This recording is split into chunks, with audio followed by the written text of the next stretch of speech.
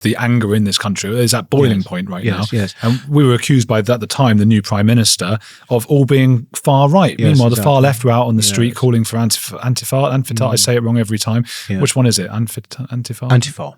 Antifada? Oh, yes, Antifada. Not yes. Antifa, Antifada. Yes. Funny that those two are similar names. Yes, of course. There was the thing about those, what happened with those mini riots, whatever, protests, no sense of sympathy whatsoever for why people might actually be out on the streets.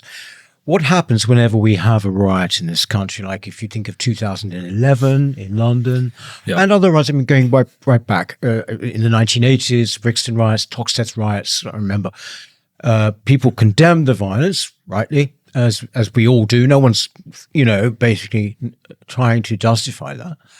But there was always this sort of thought, what is behind this? Let's look at what's behind. Why? Why do people feel? George Floyd, for example. Yes. And they didn't even condemn his violence and his issues. Exactly. Why do people feel this way? We should address the underlying issues. How many times have you heard that? Yeah. Except for this one. There was no attempt to actually get to what was behind it. Nothing. It was just coming down on it like a hammer. No one said, well, what's actually behind it? What's the anger? And we have our media, unfortunately, on the whole, to thank for that, because they don't go into it. They just immediately take the sort of same line as the Prime Minister did, which is that these are just kind of far-right thugs. Even the Daily Mail.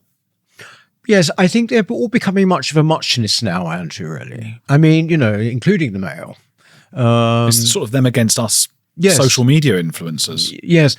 I mean, with all my reservations about Twitter and all my reservations about social media generally, I have to thank God for it, actually, in a way, because it's the only way, in fact, you're going to get certain kinds of information now. But I just think it was very telling that there was no allowances made whatsoever for the reasons that people might have just gone a bit wild, which they did. As I said, no one is saying what they did was right if they kind of set light to put it. We have to say that, of course, but you should at least try to address the underlying issues. There was no attempt, and there is none attempt. It's just a very angry population right now. So I suppose we can't do anything but vaguely speculate, because there is a trial and we have to be very careful. At the same time, the mainstream newspapers have put out, I believe I'm right in saying this, that the stabber was related to Islam, had the Islam propaganda and all those things. So I believe we can say that. We had a manual, we believe, of the trial is not being treated as a terrorist trial at the moment, but there is one charge which relates to this manual of Al-Qaeda activity, which he possessed. But I think that the production of ricin, that charge is being brought under another act. So it's a little bit complicated. But a lot of us were told that we were conspiracy theorists, racists, and all of these, the far right, even for thinking this might have been an Islamic or Islamic in nature. And it turns out that many of us were right. And there needs to be an apology, doesn't there, from Keir Starmer? Oh, well, are you kidding? I mean, of course there's not going to be. And he must have known this some time ago, that this was Islamic in nature. Well, that's the other thing, is that basically with something as desperately tragic as this murder of 3 young girls, and indeed 8 more are injured at that time, there would, at the highest level, surely, the Home Secretary, Prime Minister, would know about that case straight away. I mean, they would have gone, he would have had his house or his family home or wherever searched very, very quickly. They would presumably have known about this very, very quickly. But when did we even learn about these new charges? It was about a month ago? Yeah. 3.5 months, By which time many of the far-right, so-called far-right protesters have already been either arrested or died in custody. That was much quicker. I understand this might be a more complex case and they've got to actually, do this right. And that's no easy thing with all of us shouting. I understand that as well. But there does seem to be some sort of cover-up. Do you know what in nature? I suppose we can't even really say. No, I mean, just for the reasons I've just said, looking at it, they must have known very early on, like within 24 or 48 hours, they must have searched his house high and low. They must have found those things. Why wait, 3 months before you actually, announce those charges? So something very bad has gone on. And then, of course, in the middle of that, as you say, they're actually quite happily locking up people for, saying things on Facebook or whatever it was they said. Is there any reason to be positive, optimistic? How do you mean? What's that? About the future of this country? Oh, yes, there is. Andrew, I mean, I wouldn't do what I do if I weren't basically optimistic. No question about it. It's tough.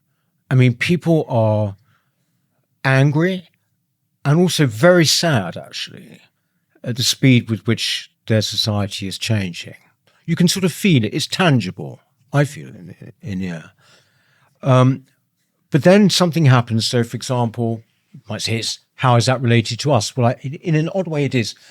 The election of Trump in America, not just the election, but landslide, that gives one enormous hope.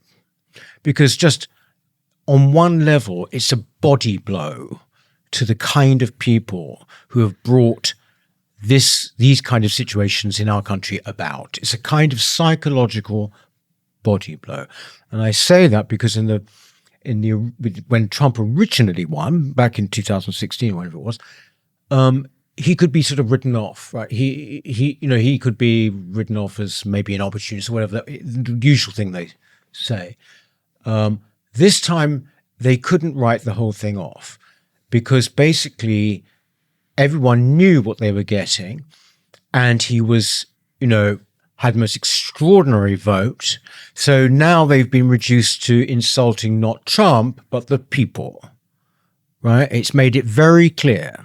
You've had some of your most kind of liberal or lefty commentators, James O'Brien, people like this, saying, I can only think that people don't care about liberal values, this sort of thing. You should think, yeah, that's right. Actually, without meaning to, you're right.